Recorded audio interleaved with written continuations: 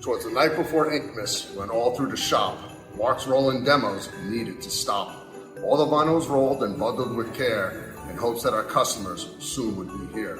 The ink was all packed, stuck on the shelf, and the orders were shipped by Nelson himself. The glitters and shimmers shined through the night while Mike was busy working on our new site. When out on the floor there arose such a clatter, Joffrey dropped the bucket and made the ink splatter.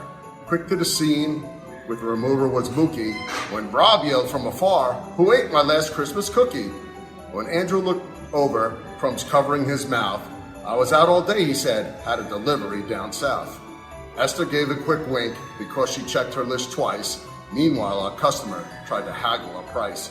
It wasn't on sale, so she went to tell Lou, only to find he had stolen a cookie too. And with his last blast of sand, everything was clean. Then he gave her a discount to use on the screen. The rest of the crew scurried like mice.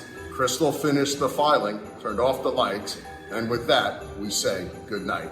Merry Christmas to our customers who we cherish so dear. We are looking forward to working with you next year.